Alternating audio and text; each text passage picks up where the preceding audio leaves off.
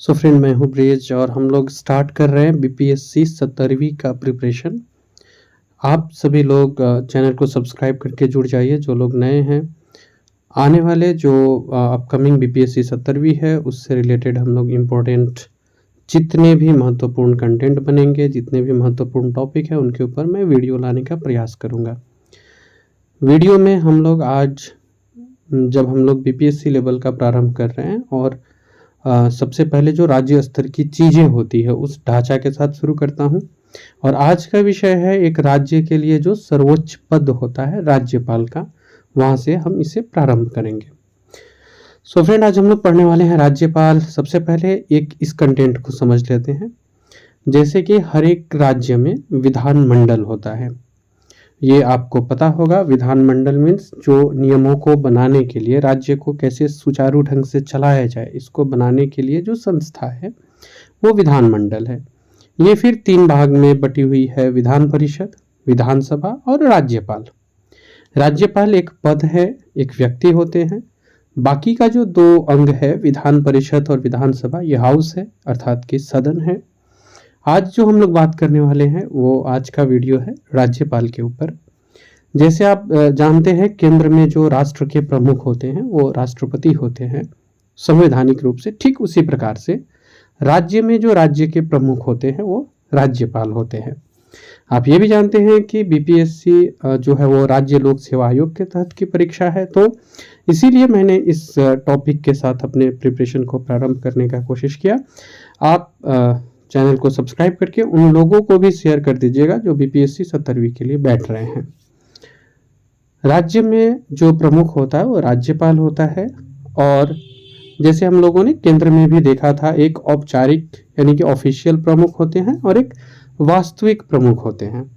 तो हम जानते हैं कि राज्य में जो वास्तविक प्रमुख होते हैं वो मुख्यमंत्री होते हैं, जबकि औपचारिक स्तर से मीन्स ऑफिशियली अगर बात किया जाए तो वो राज्यपाल जो होते हैं वो प्रमुख होते हैं। तो ये विधानमंडल से संबंधित इम्पोर्टेंट बेसिक चीज है। अब हम लोग सीधे राज्यपाल की तरफ बढ़ेंगे। एक बार आप क्विक रिव्यू कर लीजिए। विधानमंडल में 3 अंग है: विधान परिषद, विधानसभा और राज्यपाल। इसमें विधान परिषद हर एक राज्य में अवेलेबल नहीं होता है, लेकिन विधानसभा आपको प्रत्येक राज्य में मिलेगी। राज्यपाल होंगे और यहीं से शुरू होता है राज्यपाल का टॉपिक। ये 2 उक्ति है जिसे हम लोग लेते हैं। सरोजिनी नायडू ने कहा था कि राज्यपाल सोने के पिंजरे में निवास करने वाली चिड़िया के समान है। विजय लक्ष्मी पंडित का स्टेटमेंट था, जिसको वेतन का आकर्षण है वही इस पद को स्वीकार करता है। अब सरोजिनी नायडू के बारे में तो हम सभी लोग जानते हैं। इन्होंने ये जो स्टेटमेंट दिया था कि राज्यपाल सोने के पिंजरे में निवास करने वाली चिड़िया के समान है, ऐसा क्यों? क्योंकि जब हम लोग पढ़ते हैं तो राज्य के सर्वोच्च पद उनके पास है, निर्णय लेने की शक्ति उनके पास है। ये सारी चीजें निकल के आती है कि ये राज्य का जो टॉप लेवल का जो पावर है वो राज्य स्तर पर राज्यपाल के पास है। पर क्या वास्तविकता में है? अभी आप जब डिटेल्स में अंदर पढ़ेंगे तो आपको पता चलेगा कि ऐसा नहीं है। वो कहीं ना कहीं मंत्रिमंडल, मंत्री परिषद, मुख्यमंत्री, इन सभी से प्रभावित होते रहते हैं। तो उनकी जो शक्तियां है वो सारी की सारी दिखने में तो एक सोने का दिखता है, लेकिन वो सोने के पिंजरे की तरह है जहां वो कैद है। वो अपने से स्वतंत्र रूप से कोई निर्णय नहीं ले सकते। विजय लक्ष्मी पंडित जी के अपने विचार थे। इन्होंने वेतन के आकर्षण के लिए इस पद को कनेक्ट करके देखा था। खैर, राज्यपाल जो है वो राज्य का सर्वोच्च संवैधानिक शब्द का मैं इसलिए इस्तेमाल बार बार कर रहा हूँ क्योंकि जब संविधान की दृष्टि से पूछे तो ही संवैधानिक रूप से जो बात आती है उसमें राज्यपाल को आप सर्वोच्च पद क्या मानेंगे। लेकिन अगर वास्तविक रूप से पूछे तो फिर मुख्यमंत्री आ जाते हैं, या काम के स्तर से भी मुख्यमंत्री आ जाते हैं। तो राज्यपाल के बारे में हम लोग अपने अगले स्लाइड में चल करके देखते हैं राज्यपाल से जुड़े कुछ इंपॉर्टेंट कंटेंट को। इसके पहले फ्रेंड्स, बीपीएससी 17वीं के लिए हम लोगों ने प्रिपरेशन आज से प्रारंभ कर दी है। लगभग आपको एक ऐसा प्रयास किया जाएगा कि बीपीएससी के लिए जितने भी इम्पोर्टेंट टॉपिक है एटलीस्ट उसमें से 50-55 टॉपिक तो हम लोग कवर करें वीडियोज़ के जरिए, इसको हम लोग समझने का प्रयास करें। इसके पहले अगर आप बीपीएससी पहले से एग्ज़ाम दिए हैं तो भी, फर्स्ट टाइम दे रहे हैं तो भी, दोनों ही कंडीशन में आप प्लेलिस्ट में जो 2 वीडियो है स्ट्रेटजी से रिलेटेड आप उसे ज़रूर देख लीजिएगा। मैं उसका लिंक इस डिस्क्रिप्शन में भी दे दूंगा। अनुच्छेद 153 राज्यपाल से जुड़ा अनुच्छेद है। इसमें राज्यपाल के पद के बारे में वर्णन है। अनुच्छेद 153 के अनुसार एक राज्य में एक राज्यपाल होगा। हालांकि इसको बाद में संशोधित किया गया और ये प्रावधान जोड़ा गया कि एक व्यक्ति अगर चाहे तो एक से अधिक राज्यों का, व्यक्ति अगर चाहे तो नहीं, मीन्स ऐसी कंडीशन है तो एक व्यक्ति एक से अधिक राज्य का राज्यपाल भी हो सकता है। सो पहला इंपॉर्टेंट अनुच्छेद 153 राज्यपाल के पद के बारे में बात करता है और अनुच्छेद 153 कहता है कि एक राज्य में एक राज्यपाल होंगे। संविधान संशोधन करके ये जोड़ा गया कि एक ही व्यक्ति एक से अधिक राज्यों का राज्यपाल भी हो सकता है, लेकिन कोई भी राज्य राज्यपाल विहीन नहीं होगा। भले ही एक व्यक्ति 2 राज्य के राज्यपाल हो, लेकिन राज्य राज्यपाल के बिना नहीं होगा। राज्यपाल का जो वेतन है वो 3.5 लाख रुपया मासिक है। यदि 2 या 2 से अधिक राज्यों पर एक ही राज्यपाल काम कर रहे हो तो उन्हें दोनों राज्यपाल का वेतन उस अनुपात में दिया जाएगा जो राष्ट्रपति निर्धारित करेंगे। तो ऐसा नहीं है कि अगर एक राज्यपाल में है तो 3.5 लाख, फिर 2 राज्य के राज्यपाल है तो 7 लाख, ऐसा नहीं है। ये याद रखेंगे आप कि उस स्थिति में जो वेतन है वो राष्ट्रपति निर्धारित करते हैं, वही वेतन दिया जाता है। तो राज्यपाल से संबंधित ये एक महत्वपूर्ण कंटेंट, एक महत्वपूर्ण फैक्ट्स है आपके लिए। अनुच्छेद 153, इसमें राज्यपाल के पद का वर्णन है और वर्णन क्या है, प्रत्येक राज्य में एक राज्यपाल होंगे। अगर कोई एक ही व्यक्ति 2 या 2 से अधिक राज्यों का राज्यपाल होता है तो उस परिस्थिति में जो उसका वेतन होगा वो राष्ट्रपति निर्धारित करेंगे, उसी अनुपात में उन्हें वेतन दिया जाएगा। अभी अगर देखा जाए तो 3.5 लाख रुपया मासिक है। तो ये हो गया आपको राज्यपाल से जुड़े अनुच्छेद 153 और उनसे जुड़े जो इम्पोर्टेंट फैक्ट्स बन सकते हैं वो ये रहा। 3.5 लाख रुपया मासिक का मतलब ऐसा नहीं है कि अगर कोई 2 स्टेट के लिए है, मीन्स ए स्टेट में भी सेम व्यक्ति राज्यपाल है, बी स्टेट में भी सेम व्यक्ति राज्यपाल है, तो 3.5 लाख करके मिलेगा, ऐसा नहीं है। ऐसे कंडीशन में राष्ट्रपति निर्धारित करेंगे कि उनके वेतन का अनुपात क्या होगा। तो ये राष्ट्रपति के ऊपर निर्भर करता है कि उनके वेतन जो होगा वो किस अनुपात में दोनों राज्य की तरफ से दिया जाएगा। बढ़ते हम लोग अपने अगले स्लाइड्स की ओर और कुछ इम्पोर्टेंट फैक्ट्स देखते हैं। क्विकली रिवीजन के लिए राज्यपाल प्रत्येक राज्य में होंगे, ये अनुच्छेद 153 कहता है। एक से अधिक राज्य में एक ही व्यक्ति राज्यपाल हो सकते हैं, ये संविधान संशोधन के जरिए बाद में जोड़ा गया था।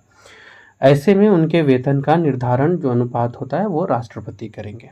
अनुच्छेद 154 जो है वो राज्य की कार्यपालिका शक्तियों के बारे में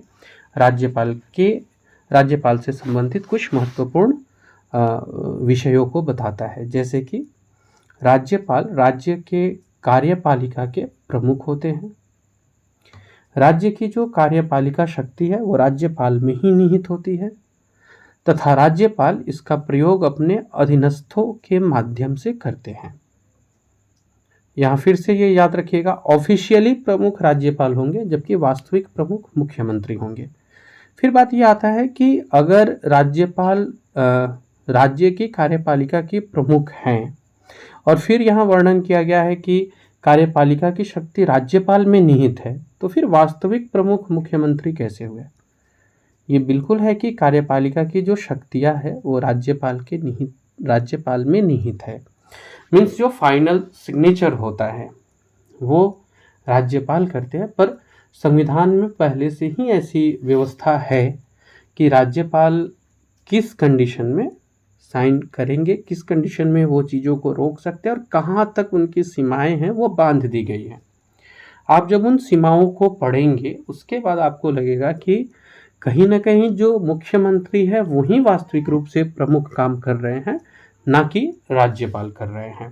राज्यपाल केवल मुख्यमंत्री के उस सलाह के अनुसार उनका जो टॉप पावर है कि सारी शक्तियां उनमें निहित है, उन्हें वो अपने हस्ताक्षर के जरिए अपने उस शक्ति का प्रयोग करते हैं। ये आप समझ सकते हैं। इनके अधीनस्थ माध्यम मीन्स आप वैसे देखेंगे तो राज्यपाल के कार्यालय के अधीनस्थ ही अन्य सभी सारे आएंगे, जो हम लोग आगे आगे पढ़ेंगे। आगे बढ़ते हैं। अनुच्छेद 155 कहता है कि राज्यपाल की नियुक्ति राष्ट्रपति करेंगे। अनुच्छेद 156 राज्यपाल के कार्यकाल का वर्णन करता है। अब ये इंटरेस्टिंग चीज है, राज्यपाल का कार्यकाल जनरली राष्ट्रपति 5 वर्षों के लिए तय करते हैं, लेकिन अगर ऑप्शन में ऐसा कुछ रहे कि राष्ट्रपति के प्रसाद पर्यंत, राष्ट्रपति के कृपा अनुसार, तो वो ऑप्शन ज़्यादा सही होगा। राज्यपाल की नियुक्ति राष्ट्रपति करते हैं और जो कार्यकाल होता है वो 5 वर्ष का होता है। अनुच्छेद 156 इसकी व्याख्या करता है, लेकिन इसमें यह भी है कि वो राष्ट्रपति के प्रसाद पर्यंत ही पद को धारण करते हैं। अब बात आता है कि राष्ट्रपति के प्रसाद पर्यंत में ऐसी क्या चीज़ें हैं। फॉर एग्जाम्पल आप मान लीजिए कि राज्यपाल का जो सीट है वो तो कभी वैकेंट नहीं होगा, कभी खाली नहीं होगा, और कुछ ऐसी आपातकालीन स्थितियां बन जा रही है कि राज्यपाल का चुनाव नहीं किया जा सकता है, तो भले ही उनकी 5 वर्ष की अवधि पूरी हो गई हो, वैसे स्थिति में वो अपने ऑफिस को, वो अपने कार्यकाल को कंटिन्यू रखते हैं। साथ ही साथ ऐसा नहीं है कि एक बार राज्यपाल बनने के बाद 5 वर्ष तक वो सेवा देने के लिए बाध्य है। अगर उन्हें ऐसा लगता है कि वो बीच में इसे छोड़ सकते हैं तो वो त्यागपत्र दे सकते हैं राष्ट्रपति को। अगर वो उसे स्वीकार कर लेते हैं तो बीच में भी छोड़ सकते हैं। यानी हम लोग क्या देखें कि जब एक्स्ट्रा बढ़ रहा था उस समय भी राष्ट्रपति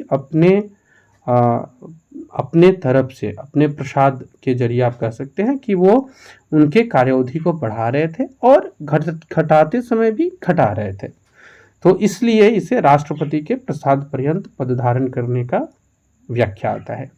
योग्यता क्या है, तो वे भारत के नागरिक होंगे और उनकी कम से कम उम्र 35 वर्ष होगी। अनुच्छेद 157 इसकी व्याख्या करता है। अनुच्छेद 158 राज्यपाल के पद की शर्तों को बताता है। क्या क्या शर्त है जो राज्यपाल को अपने पद पे बने रहने के लिए आवश्यक है। तो पहला है, संसद या विधान मंडल के सदस्य नहीं होने चाहिए। राज्यपाल वो होंगे जो संसद या फिर विधान मंडल के सदस्य नहीं होंगे।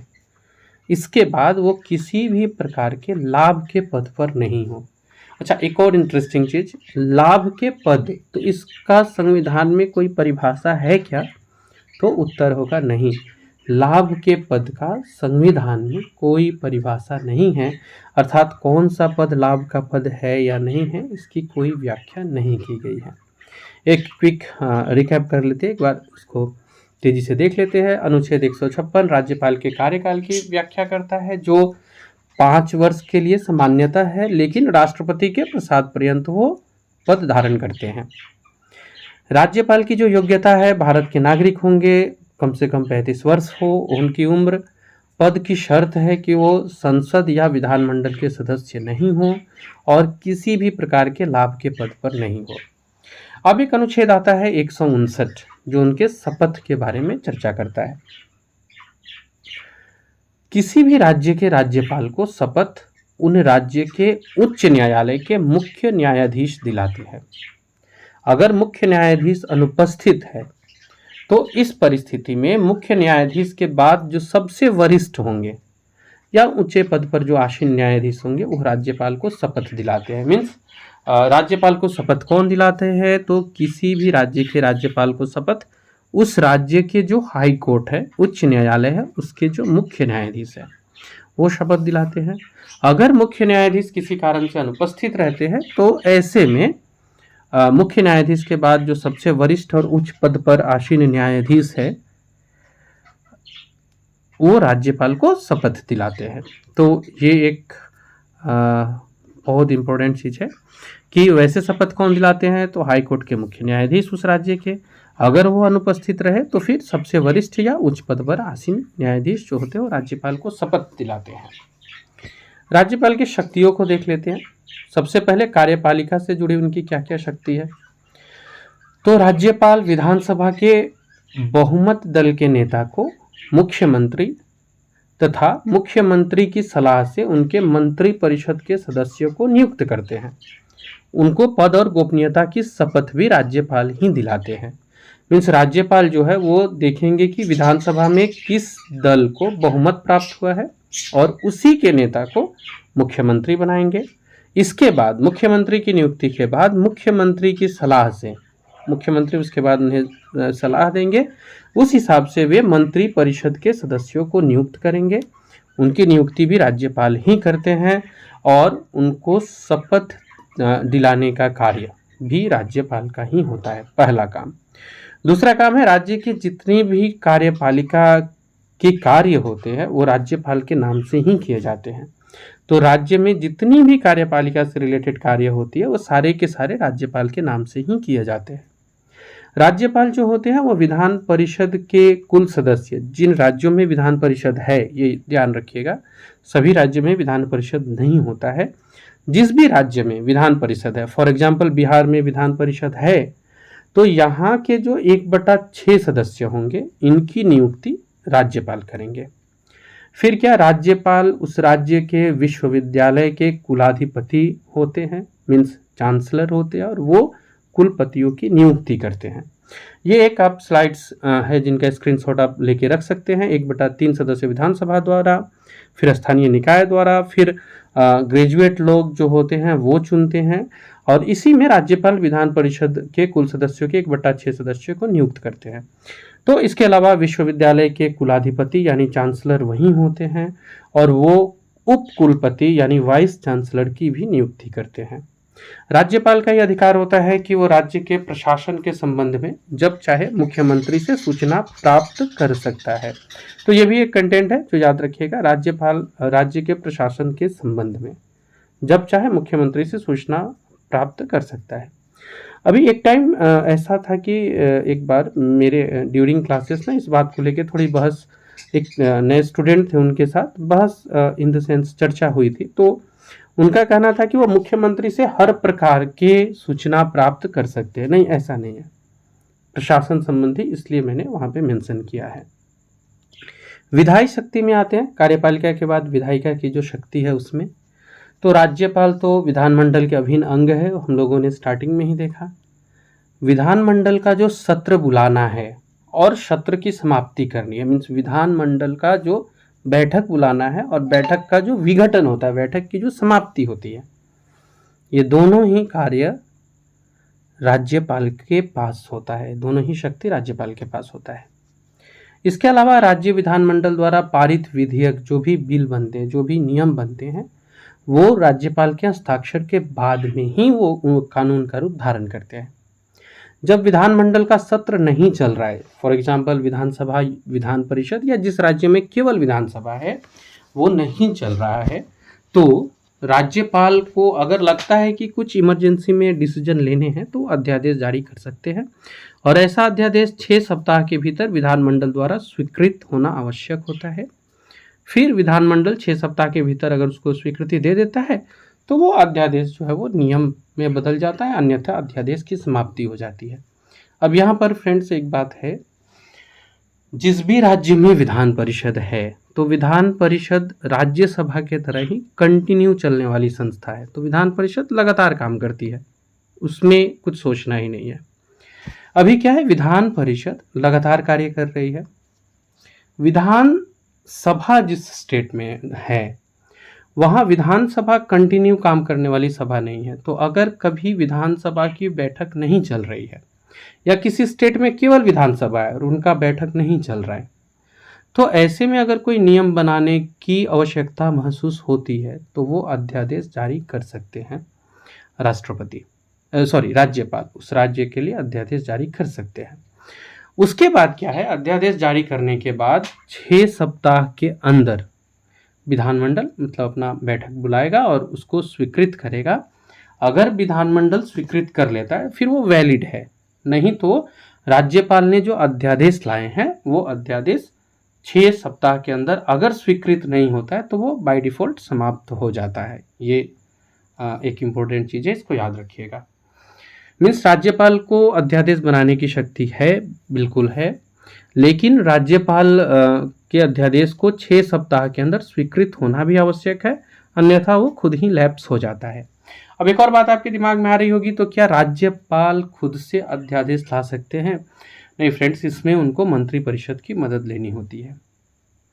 आगे बढ़ते हैं। राज्यपाल अगर चाहे तो किसी विधेयक को राष्ट्रपति के विचार के लिए आरक्षित रख सकते हैं। हाँ, ये एक स्पेशल पावर है कि वो किसी भी ऐसे विधेयक है जिन पे उनको लग रहा है कि वो निर्णय नहीं ले पा रहे हैं या वो इसे अभी आरक्षित रखना चाह रहे हैं, तो वो राष्ट्रपति के पास इसे भेज सकते हैं।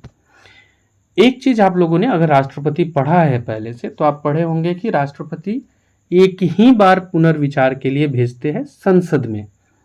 मीन्स एक बार ही वो पुनर्विचार कर सकते हैं, इसके बाद चाहे जो नियम आए उनको वो स्वीकृत करना पड़ता है।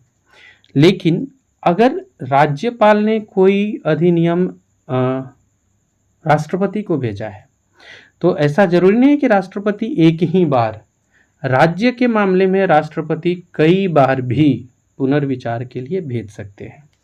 फॉर एग्जाम्पल, मान लीजिए बिहार के राज्यपाल को किसी एक विधेयक के बारे में लगा कि मुझे राष्ट्रपति को इसको भेजना चाहिए, उन्होंने राष्ट्रपति को भेजा, राष्ट्रपति ने वापस राज्यपाल के जरिए बिहार विधानसभा को भेजा कि आप थोड़ा इसमें सुधार कर लीजिए।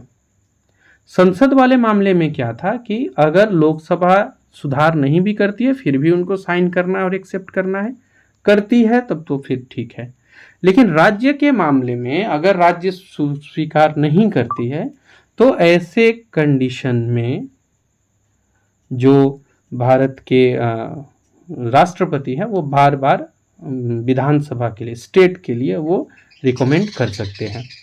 वित्तीय शक्ति देखते हैं तो राज्यपाल प्रत्येक वित्तीय वर्ष में वित्त मंत्री को विधानमंडल के प्रमुख वार्षिक वित्तीय विवरण यानी बजट प्रस्तुत करने के लिए कहते हैं, और जो धन विधेयक आता है वो राज्यपाल की अनुमति पहले लिया जाता है, उसके बाद ही प्रस्तुत किया जाता है। तो धन विधेयक राज्यपाल की पूर्व अनुमति से ही प्रस्तुत होता है।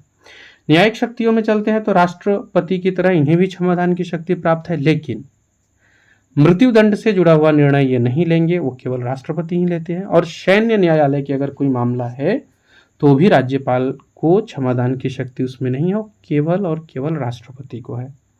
आपातकालीन शक्ति की बात की जाए तो राज्यपाल को जब लगे कि ऐसी परिस्थिति उत्पन्न हो गई है कि राज्य का शासन संविधान के अनुसार नहीं चलाया जा रहा है, तो वो राष्ट्रपति को उस राज्य में राष्ट्रपति शासन लगाने की सलाह दे सकते हैं, और उसी के आधार पे 356 अनुच्छेद इम्प्लीमेंट होता है। ये बहुत इंपॉर्टेंट टर्म है जिसको अभी अंडरलाइन किया जा रहा है, अब इसको याद कर लीजिएगा। राज्यपाल न्यायिक शक्ति में मृत्युदंड के मामले में राज्यपाल के पास कोई शक्ति नहीं होती है। हाँ, बाकी जो है दंड को कम करना, परिवर्तित करना, वो सब कर सकते हैं, लेकिन मृत्युदंड का जब बात आता है तो उसकी शक्ति केवल राष्ट्रपति के पास है। सिमिलरली अगर सैन्य न्यायालय का कोई मामला है, सैन्य न्यायालय से जुड़ा कोई मामला है, तो उसमें राज्यपाल को क्षमादान करने की शक्ति प्राप्त नहीं है। तो ये वो इम्पोर्टेंट और बेसिक विषय थे जो हम लोगों ने चर्चा किया राज्यपाल से जुड़ा। आगे हम लोग राज्यपाल के जो अलग अलग कंडीशंस बनते हैं, फॉर एग्जांपल राज्यपाल का इस्तीफा देना या आगे जो विषय है, उनको लेकर के मैं एक सेपरेट वीडियो बना के आऊँगा आपके पास। फिलहाल आज के लिए इतना ही। आप वीडियो कैसा लगा हो ज़रूर बताइएगा, अगर कुछ चेंज करना हो ना तो वो सजेशन भी मुझे दीजिएगा। आज के लिए इतना ही, थैंक यू।